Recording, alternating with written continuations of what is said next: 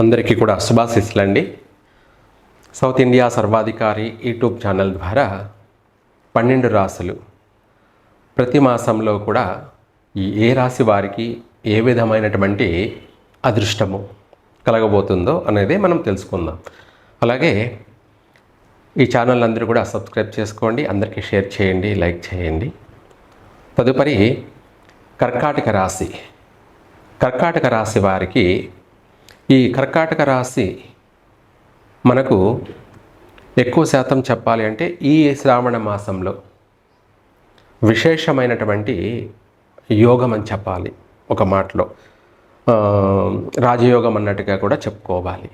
ఎందుకంటే వీళ్ళ శరీర బాధలన్నీ కూడా వైతొలిగిపోయి గ్రహణం పట్టి వీడితే ఎలాగ ఉంటుందో అదేవిధంగా ఒక్కసారిగా చీకటి పోయి వెలుగు వస్తే మనకు ఎలా ఒక పాజిటివ్ వైబ్రేషన్ కనిపిస్తుందో శుభప్రదంగా అదేవిధంగా వీరి జాతకరీత్యా ఈ మాసంలో విశేషమైనటువంటి అభివృద్ధి, జీవితంలో ఒక వెలుగు అనేది స్టార్ట్ అవుతుంది. ఈ రాశిలోనే సూర్యగ్రహణం జరిగినప్పటికీ కూడా దానికి సంబంధించి ఏదైనా సరే దాన ధర్మాలు చేసుకోండి.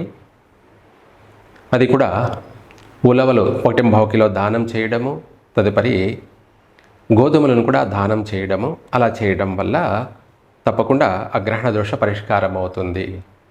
తర్వాత తదుపరి ఈ యొక్క కర్కాటక రాశి వారికి ఈ శ్రావణ మాసంలో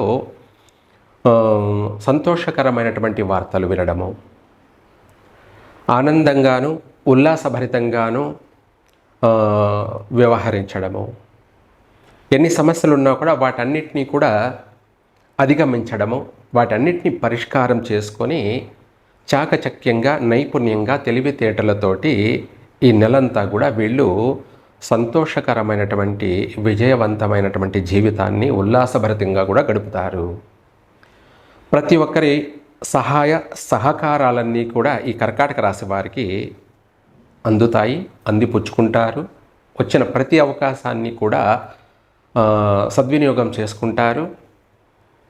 ఉన్నత ఉద్యోగ అవకాశాల కోసం ప్రయత్నాలు చేస్తారు, తప్పకుండా నెరవేరుతుంది.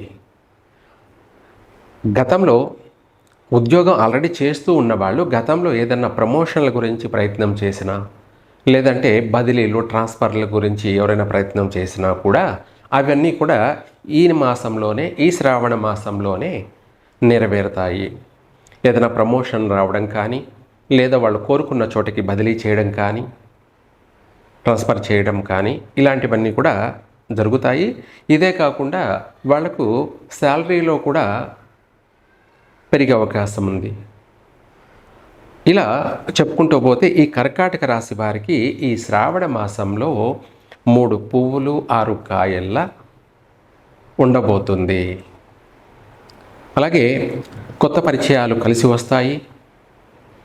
కుటుంబ సఖ్యత, భార్యాభర్తల మధ్య కొంతమంది విషయాల్లో నెలకొన్న వివాదాస్పదమైనటువంటి ఏదైనా ఉన్నా కూడా అవన్నీ తొలగిపోయి ఒకరి పట్ల ఒకరు భార్యాభర్తలు అర్థం చేసుకొని వాళ్ళ యొక్క సంసార జీవితాన్ని మళ్ళీ మంచి మార్గంలో కొనసాగించడం కూడా జరుగుతుంది. అలాగే వీరికి సంతాన యోగం, అది కూడా అధికంగా పుత్ర సంతాన యోగం కూడా కలిగే అవకాశం ఉంది. అయినప్పటికీ ఈ గ్రహణ దోషం యొక్క ప్రభావానికి కూడా మనము మంత్రం చెప్పుకుందాము ఈ కర్కాటక రాశి వారు. అలాగే ఇదొకటే కాకుండా ఈ యొక్క కర్కాటక రాశి వారికి నూతన వ్యాపారాలు ప్రారంభం చేస్తారు. అది ఎంతటి వ్యాపారాన్నైనా కూడా ప్రారంభం చేయగలుగుతారు. ఈ మాసంలో ప్రారంభం చేసిన ఆ వ్యాపారము దినదినము అభివృద్ధి చెందుతుంది. అలాగే పెద్ద పెద్ద వ్యాపారాలు కూడా చేపడతారు, వాటన్నిటికీ శ్రీకారం చుడతారు. అది కూడా మనోధైర్యంతో, ఎనలేని నమ్మకం, సంకల్ప బలంతో చేస్తారు. అది వారి కల నెరవేరుతుంది. కర్కాటక రాశి వారి యొక్క చిరకాల కోరికలు కూడా ఈ మాసంలోనే నెరవేరుతాయి. వివాహ ప్రయత్నాలు ముమ్మరంగా ప్రయత్నాలు చేస్తారు, కలిసి వస్తాయి. అత్యంత శుభకార్యాలకు ప్రాముఖ్యతనిస్తారు. శుభకార్యాలు కూడా వెంటనే నెరవేరుతాయి, జరుగుతాయి కూడా.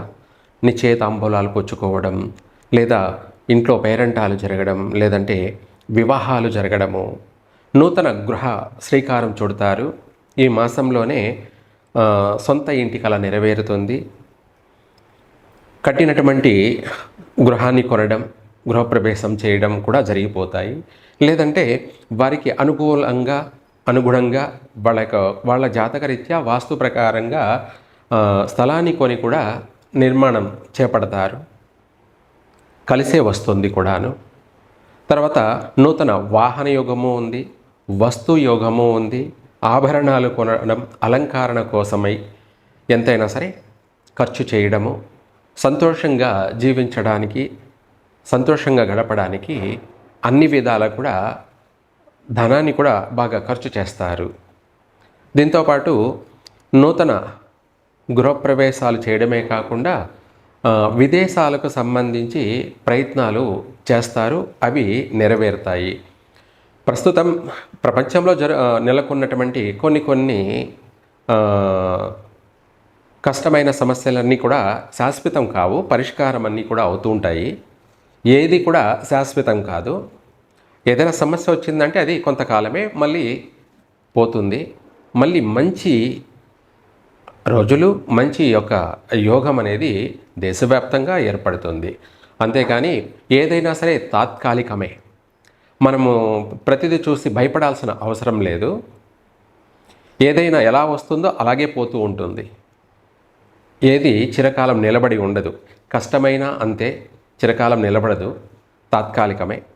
సుఖమైనా కూడా అంతే ఉంటుంది. కాబట్టి మన ప్రయత్నాలు మనము ప్రతిదీ కూడా అలుపు ఎరుగని యోధుడిలాగా ప్రయత్నాలు చేస్తూ ఉంటే కొంతమందికి వెంటనే అవుతాయి, కొంతమందికి అటు ఇటుగాను అనుకున్న పని మాత్రం నెరవేరుతుంది. వీరికి ప్రయాణాలు కూడా కలిసి వస్తాయి. వీరు ఎక్కువగా ఈ మాసంలో దైవ దర్శనాలు కూడా చేస్తారు, దేవాలయాలను సందర్శిస్తారు, అలాగే సముద్ర స్నానాలు కూడా ఆచరిస్తారు, మహాపుణ్యక్షేత్రాలన్నింటినీ కూడా, తీర్థయాత్రలన్నీ కూడా చేస్తారు. అలాగే వీరికి అనేక విషయాలలో కూడా కలిసే వస్తుంది. ఆరోగ్యపరంగా కూడాను ఈ మాసంలో చాలా బాగుంటుంది అన్ని విషయాల్లో కూడా. ఇంకా చెప్పాలంటే ఈ రాశి వారికి కర్కాటక రాశిలో ఆశ్లేష నక్షత్రంలో సూర్యగ్రహణం అనేది మనకు కనిపించదు, కానీ జరిగింది. కాబట్టి దానికి గాను మన భారతదేశంలో ఉన్న వాళ్ళకే కాకుండా అనేక విదేశాలలో ఉన్నటువంటి తెలుగు వాళ్ళ కోసం ఈ మంత్రాన్ని కూడా తెలియచేస్తాను, పఠించండి.